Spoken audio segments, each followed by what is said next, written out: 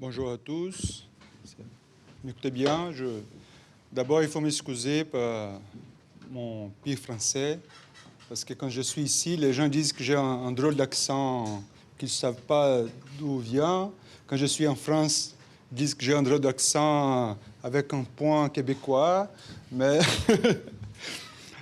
c'est un drôle d'accent brésilien. J'espère ne pas vous embêter beaucoup. Je veux remercier à Eric Georges, tous les collègues de Crisis, auxquels je fais partie, ça fait longtemps. Depuis que je fais mon doctorat sandwich ici, c'était à 2001, ça va très longtemps. Et cette provocation qu'Eric a proposée de parler du numérique, quand il m'a demandé, j'ai essayé de faire une chose que je travaille beaucoup avec mes étudiants dans un cours que je donne au master et au doctorat là-bas en communication et territorialité, qui c'est sur les industries culturelles, la logique des industries culturelles et médiatiques. Et le premier moment, quand je présente les programmes, que je parle des filières classiques des industries culturelles, et les étudiants me demandent toujours où est l'Internet. Je présente la radio, le cinéma et tout ça. Ils disent, mais où est l'Internet, professeur? Je dis, non, l'Internet, c'est partout. L'Internet, on peut utiliser... Mais non, il y a une filière d'Internet. Et on commence à parler de ça, et 4 mois après, ils comprennent bien qu'est-ce que c'est ça. Et c'est ça cette provocation qui commence pour moi, une question épistémologique et méthodologique, c'est essayer d'expliquer mieux pour cette nouvelle génération et pour nous-mêmes comment travailler là-dessus. Parce qu'il y a beaucoup de critiques que nous recevons de collègues des autres domaines de la communication, surtout quand ils demandent quelle est votre méthodologie. On connaissait vos bases théoriques, mais on ne sait pas quelle est votre méthodologie. Et ça, j'essaye toujours d'expliquer les méthodologies, mais parfois. Donc, c'est très historico-épistémologique qui peuvent nous aider un peu à mieux comprendre ça. Et surtout pour cette génération à nous, dite par la marchandise, génération X, qui nous essayons d'expliquer tous ces phénomènes pour la société et y appliquer. Je crois que nous avons un boulot très grand avec nos étudiants pour faire ça. Et je voulais la collaboration de vous à propos de ça. Donc, je commence avec une citation mal traduite, direct d'un anglais pour le français, de Raymond Williams. Quand, à la fin des années 70, il a fait une alerte, une voix en disant « il faut faire des études sur des problématiques du capitalisme qui sont un peu négligées ». Je me souviens aussi que Nicolas Garnant a utilisé la même citation pour revenir un de ses articles classiques à la fin des années 70 aussi, empruntant cette chose de Raymond Williams pour nous dire qu'il faut une vision théorique plus forte. Il y a aussi une autre citation de la même époque. C'est un autre classique qu'on utilise beaucoup et il a été déjà cité ici plusieurs fois, de Dallas Smythe. Un article qui a donné beaucoup de débats avec Murdoch surtout, mais qui nous faisait des alertes, des avis pour adopter cette approche pour la communication et mieux comprendre les choses.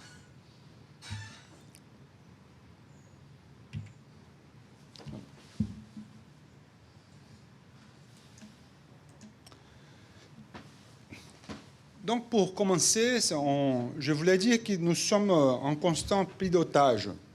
Pourquoi? La vitesse de la conjoncture nous amène à une situation dans l'académie et dans le politique public aussi, que nous sommes toujours derrière des événements comme le numérique, comme c'était les autorités d'information, comme c'était les satellites, comme c'était les câbles que Gaëtan a cité ici.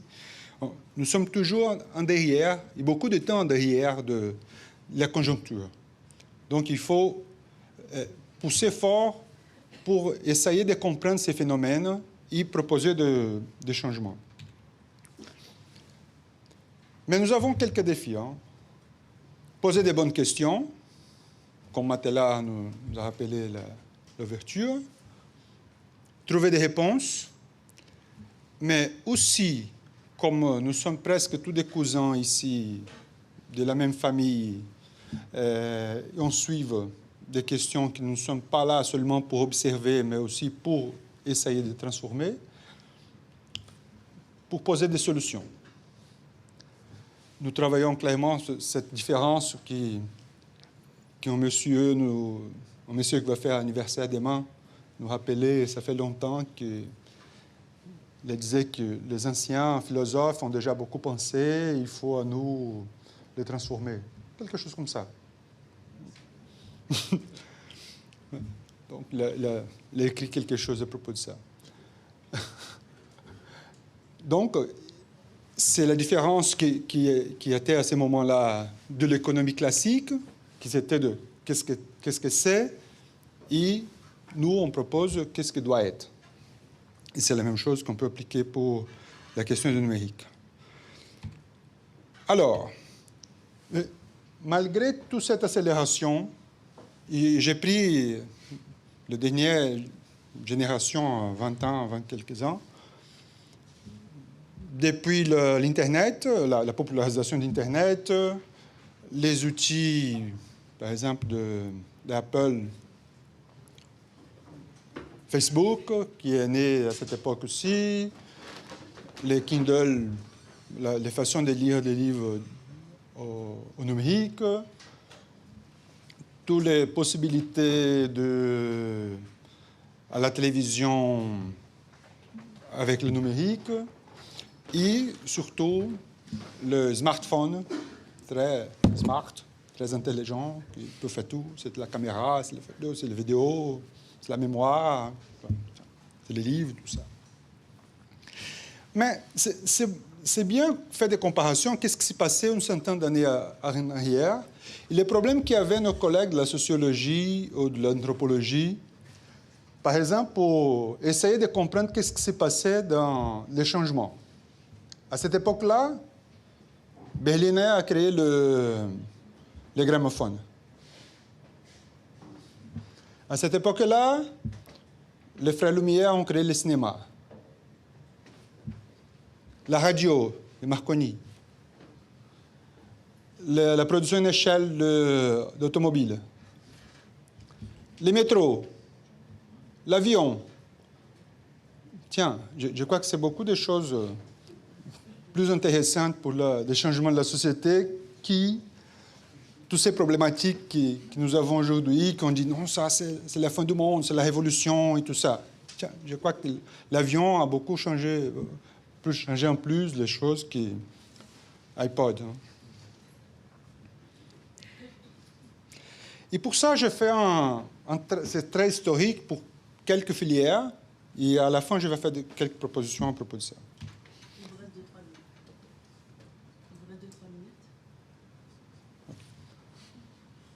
Les livres, ça passait beaucoup de temps pour faire ça, pour faire des études et bien comprendre les livres, comme avec Robert Scarpit. Les journaux et les magazines, avec Lippmann et Gramsci, 316 ans après. Pour les disques, pour le cinéma,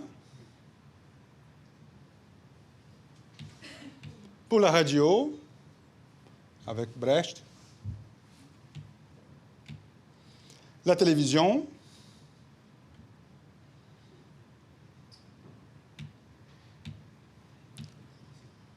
ici on voit ces traits historiques, épistémologiques, qu'est-ce qui est passé. on voit qu'il y a une réduction de temps, mais pas assez pour mieux comprendre les phénomènes. Et pour les systèmes, c'était comment? Adorno, qu'on a beaucoup parlé ici, au Keimer, Habermas, le groupe de Grenoble, aussi avec la deuxième édition, avec la postface de la deuxième édition de Bernard Miège, Patrick Fléchy, Raymond Williams, Chomsky et Herman, et Vincent Moscou, aussi avec la deuxième édition qu'il a fait il y a quelques années. Et il y a beaucoup de systématisation aussi qu'on trouve. Une des plus importantes, et bien au début, c'était celle de Matella, mais aussi de Murdoch, Peter Golding, Gabriel Con au Brésil, Miège, Zalo, Bosco, Tremblay, tiens, et plusieurs d'autres qui sont parmi nous même. Et pardon, ne pas être ici. Il y a beaucoup de systématisation là-dessus, sur ces problématiques. Et quelles sont ces nouvelles problématiques? L'élection d'Obama, l'utilisation de Facebook, l'utilisation de l'Internet par Obama, les printemps arabes, Netflix, Amazon, des bouquins, les magasins de tout, un président qui se communique par Twitter, le big data, le Google, le monde Google, le piratage, Spotify, c'est la radio, c'est quoi? Fake news. Je me souviens, à mon époque des journalistes, on appelait ça de mensonges. Maintenant, c'est fake news. Ce monsieur-là qui est venu pour faire un mea culpa en disant « Oui, on ne savait pas. » Non, il n'a pas vendu. Le problème, c'est qu'il n'a pas vendu les informations. Il était volé. Parce que s'il vendait, comme il vend toutes les autres informations, il n'aurait aucun problème. Et plus récemment, ça c'est il y a quelques jours, à la une de New York Times, sur l'acquisition d'un géant de télécommunications de la production de contenu de Time Warner. Il y a beaucoup de problématiques à analyser. Mais ça c'est vrai que ce sont des nouvelles problématiques. On note, c'est ça qu'on a beaucoup parlé ici. Les problèmes qu'ils ont, les problèmes, hein, tiens, avec les Chinois. Les problèmes, ça sera quand ils vont fusionner. Hein. Et on a beaucoup étudié ça, par exemple, en parlant des fusions dans les années 80. Par exemple, ce centralisme numérique, si on prend qu'est-ce que les revenus de ces grandes entreprises de nos secteurs, comme Google, c'est 90 milliards de dollars. Comcast, Disney, l'ancienne News Corp, Time Warner et même Facebook. Mais si on fait la comparaison avec l'économie réelle,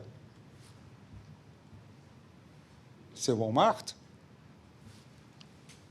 Même si avec la somme de tous les revenus de nos secteurs, on arrive même proche et on ne parle pas de la marchandisation de la société, de la supermercadisation de la société à cause de Walmart. Et il y a quelques points à vogue, comme on disait Dallas Smith pour les blind spots. Combien de temps j'ai? 5 minutes?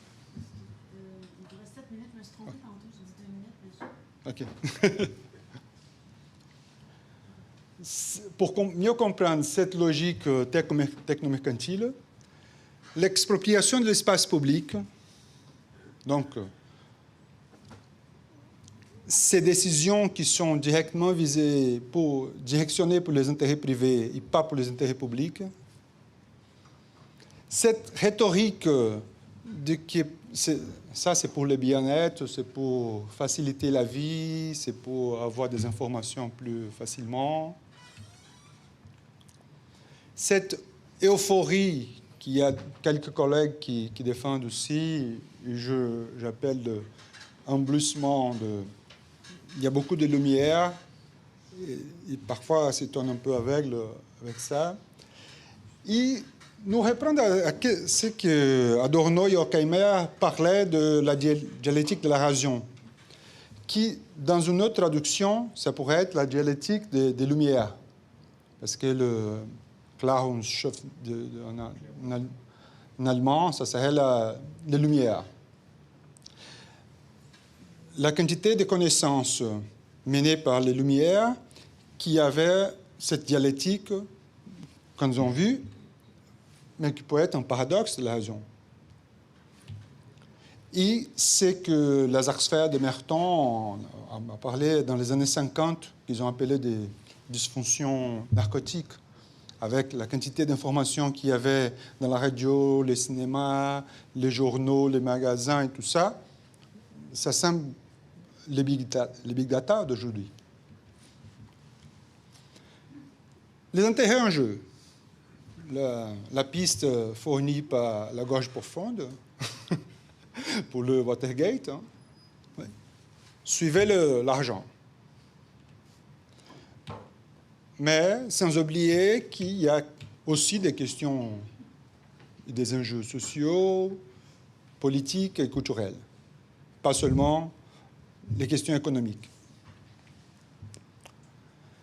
Et cette société d'information, qui pourrait être une société de la connaissance, une société du savoir, a devenu une société de la consommation, voire, pire, une société de consumérisme. Et c'est pour ça que Walmart et tous les autres sont à la tête. Donc, tout ça, c'est conduit pour une société de consumérisme. Et quelques pistes qu'on peut trouver ici. Des pistes qui ont été parcourues par cette trait épistémologique qu'on a fait construire dans les derniers 70 ans à peu près. Tous les concepts qu'on a déjà beaucoup discutés.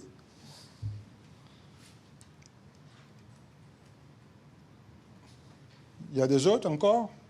Peut-être, oui. Mais en plus, si on reprend une proposition que Raymond Williams a faite, là-bas, quand il a écrit sur la culture, quand il a parlé dans son point de vue des Cultural Studies, qu'il parlait qu'il faudrait dialoguer avec des autres chercheurs, comme il a cité Graham Murdoch et Peter Golding à ce moment-là, qui ont commencé à faire des choses intéressantes, selon Raymond Williams, pour mieux comprendre la société et ses phénomènes dans le point de vue de l'économie politique, de la communication et des médias. Et moi, je propose l'inverse ici. Si on arrive à faire, pour mieux comprendre toutes ces problématiques, une approche avec ce que des collègues de Cultural Studies font de la réception et des usages, mais aussi que des collègues des estudios culturales en Amérique latine, parce qu'il y a une petite distinction de Cultural Studies et des estudios culturales, sur l'appropriation et aussi la médiation. Non, en fait, les médiations. L'appropriation qui pourrait être, comme avait proposé Brecht pour la radio, Benjamin pour le cinéma, Enzensberger pour la télévision, l'émancipation, l'Internet, les mouvements sociaux, la contre-hégémonie qui pourrait utiliser tout ça, cette appropriation, les médiations que la société fait de tous ces outils, inclus le numérique. Et pour quelques conclusions, je propose aussi une traduction mal faite, peut-être. Il est maintenant le temps de poser des questions difficiles, alors que nous avons encore des options sociales. Parce que sinon, on va être toujours en otage de toutes ces vitesses. Et ce n'est pas la fin, c'est juste le début. Pour nous, des chercheurs, des académiques, la société nous demande de mieux comprendre tous ces phénomènes. Et peut-être, d'ici à quelques années, Eric va nous inviter pour être ici et parler d'une hologrammisation généralisée de la société. Bah, comme princesse Léa. Hein? Mais pour dire, moi je préfère Joy, d'accord? De Blade Runner 2049, ça serait mieux. OK. Merci à vous.